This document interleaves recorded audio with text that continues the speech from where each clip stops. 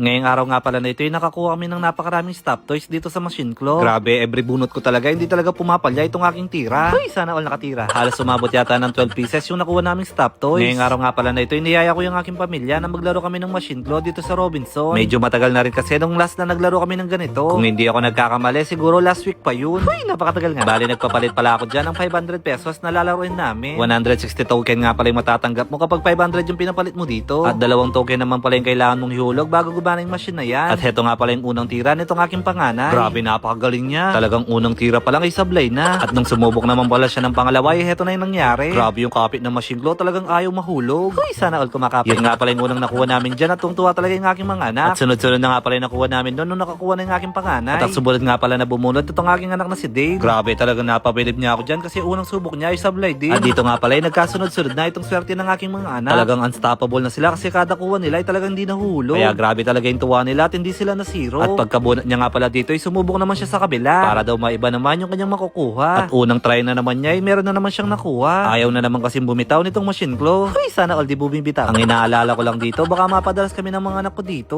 Malimit kasi silang makakuha, baka bigla silang mawili. At dito nga pala ay sinubukan ko rin bumunot, baka kasi sakaling swertihin din ako. At hindi nga ako nagkakamali, hindi nga siya bumitaw, hindi katulad ng ex mo. Naku tay, dinamay mo pa talaga yung ex mo. Hindi ko alam, parang scripted yata itong mga stop toys na to. Talagang nagpapahuli sila sa amin at naghahanap sila ng panibagong amo. At itong prinsesa ko ay tamang food trip lang dito sa aking bandang likuran. Siya kasi talaga yung taga-cheer namin every time na bumubunot kami. At dito nga pala yung nakakuha na naman itong aking panganay. Hindi na talaga sila mapigilan, talagang nakakarami na sila. Ang kinaganda lang talaga dito, talagang hindi ka masisiro kapag bubunot ka. Ito na nga pala yung pangapat na nakuha ni Dave. Hindi na talaga siya mapigilan.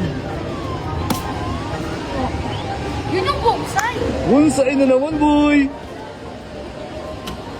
Apat pa lang yan. Ako talaga ang kukuha dyan. Ibigay sa akin yan. Sa akin bibigay. Sa akin bibigay.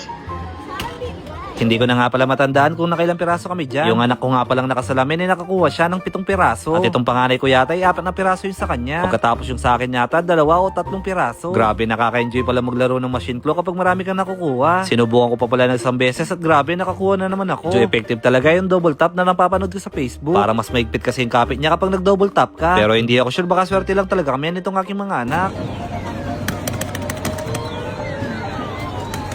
Dale! Yuhuu! Eh!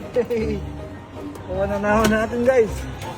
Bale, heto nga pala lahat yung nakuha namin ngayong araw. Nagtabi lang kami dyan ng 2 piraso. Papamigay daw kasi nila lahat yan sa mga batang makikita nila dito sa mall. Ang sweet. Bawat madaanan nga nila mga bata ay binibigyan nila dyan ng stop toys. Nakakatuwa lang din dahil nag-enjoy na kami tapos mag-enjoy pa yung mga batang na pagbigyan nila. Pink at black nga pala ang binigay nila sa 2 bata. At dito naman ay meron naman silang nakita na napaka-cute na bata. Napakasarap pala sa pakiramdam kapag nakikita mo yung mga anak mo na marunong din silang magbigay. Kahit simpleng paraan lang, ang importante nakapagpasaya sila ng kapwa nilang bata. Bale, inubos nga pala nila yung 11 pieces na nakuha nila. At isang piraso lang ang tinira nila para sa kanilang sarili. Tsaka pinapayuhan ko din lagi itong aking mga anak na mag-aral sila ng mabuti. Para kapag lumaki sila ay makakakuha sila ng magandang trabaho. At kapag meron silang magandang trabaho, syempre malaki yung kanilang sasahurin. At yun yung gagamitin nila na ipagtutulong sa kanilang mga kapwa na nangangailangan.